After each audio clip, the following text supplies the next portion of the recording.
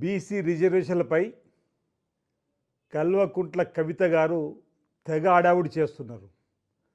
అసలు బీసీలకు మీకేం సంబంధం అనే సూటిగా ఒక ప్రశ్నను వేస్తూ బీసీల పైన కపట ప్రేమ, మొసలి కన్నీరు కార్చే కార్యక్రమం తప్ప అసలు మీ ప్రభుత్వ హయాంలో బీసీలకు మీరు చేసింది ఏంటి అనే మాట ఈ సందర్భంగా అడుగుతూ, మా బలహీన వర్గాలకు సంబంధించినటువంటి అంశాలపై మాట్లాడుకునే మా నాయకత్వంలో పోరాటం చేసుకొని మా హక్కులను కాపాడుకునే శక్తి బలహీన వర్గాలకు సంబంధించినట్టు మాకు ఉందన్నమాట ఈ సందర్భంగా చెప్తూ, మీ ప్రభుత్వ హయాంలో బీసీ కార్పొరేషన్తో పాటు అనేక కార్పొరేషన్ నిర్వీర్యం చేసి బీసీలపై లేని ప్రేమను ఒలగబోస్తూ ఎంబీసీ కార్పొరేషన్ ఏర్పాటు చేసినరే.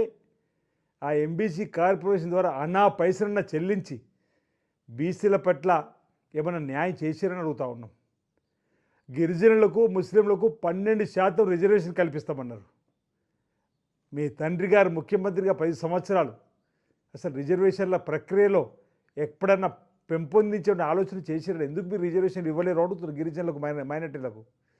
అంతేకాదు కులగణన ఈరోజు బీసీల బావు కొరకు, బీసీల అభ్యున్నతి కొరకు గౌరవ ముఖ్యమంత్రి రేవంత్ రెడ్డి గారు మా అగ్రనేత రాహుల్ గాంధీ గారు ఇచ్చినటువంటి ఆలోచనతోటి ఎవరి ఇస్తాయింతో తేలాల్సిందే, వారికి అంతా ఈ దేశ సంపదతో పాటు ఉద్యోగాలు, విద్య, ఉపాధి ఇతరత్ర చెందాలని చెప్పని, రాజకీయ అంశాలు కూడా చెందాలని చెప్పని ఇచ్చినటువంటి పిలుపు మేరకు అసెంబ్లీలో మా బీసీ సంక్షేమ శాఖ మంత్రి పొన్నం ప్రభాకర్ గారి ఆధ్వర్యంలో ఒక తీర్మానం ప్రవేశపెట్టుకొని మా గౌరవ ముఖ్యమంత్రి రేవంత్ రెడ్డి గారు ముందుకు పోతున్న సందర్భంలో ఈరోజు దేశానికి తెలంగాణ ఒక రోల్ మోడల్ అవుతుంది. బీసీ జనాభా కుల గణనకు సంబంధించినటువంటి అంశాలు మేము ముందుకు పోతుంటే ఆ కుల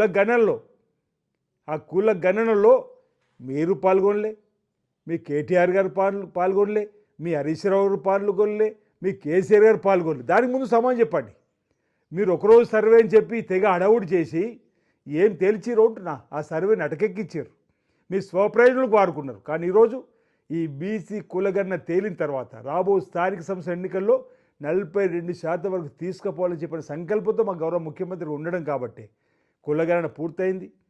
ఈరోజు క్రోడీకరించే పనిలో ఉంది ఈ ప్రభుత్వ యంత్రాంగం అంతా. ఆ తదుపరి బీసీలకు లబ్ధి చేకూర్చేటువంటి కార్యక్రమం మేము చేయడానికి కోసం మా ముఖ్యమంత్రి రేవంత్ రెడ్డి గారి నాయకత్వంలో ఈ కార్యక్రమం జరుగుతూ ఉంటే ఏదో బీసీల కోసం ఉద్యమం చేస్తున్నట్టుగా లిక్కర్ కేసుని ఏదైతే 6 మాసాలు వ్యక్తిగతం అయినప్పటికీ కూడా దాన్ని మీరు అడ్డు పెట్టుకోవడం, లేకపోతే దాన్ని మైపరిపించడం కోసం చేసేటువంటి కార్యక్రమం తప్ప మరొకటి కాదనమాట.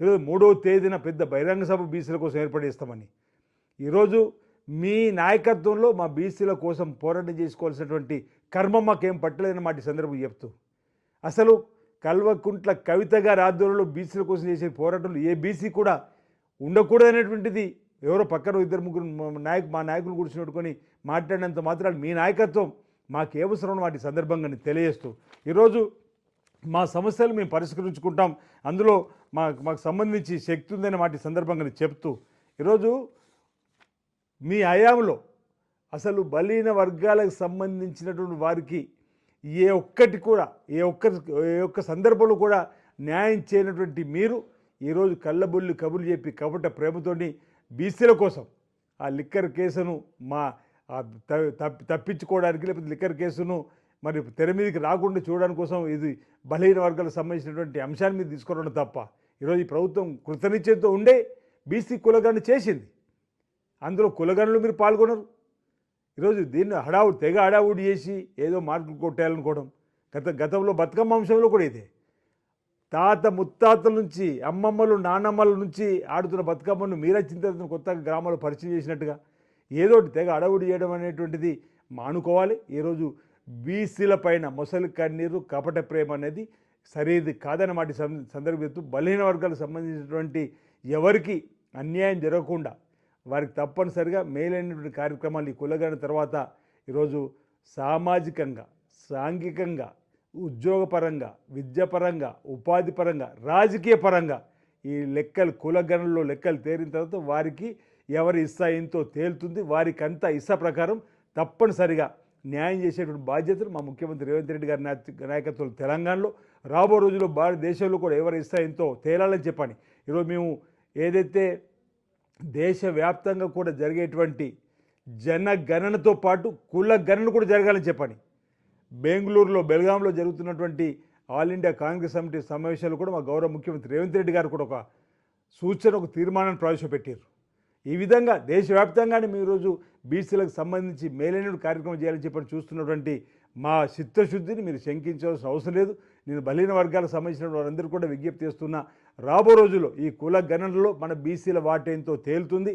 దానికి అనుగుణంగా మనకు రాజకీయ వాటా, ఉపాధి వాటా ఈరోజు పరిశ్రమలకు సంబంధించిన అంశంలో కానీ, విద్యారంగంలో కానీ, ఉద్యోగ రంగంలో కానీ తప్పనిసరిగా మనకు న్యాయం జరుగుతుంది చెప్పినటువంటి భావన సందర్భం వ్యక్తం చేస్తూ ఈరోజు కల్వకుంట్ల కవిత వారి నాయకత్వం మనకు అవసరం లేదన్న మాట కూడా సందర్భంగా తెలియజేస్తా ఉన్నాను. Subscribe us and press the bell icon for more interesting updates.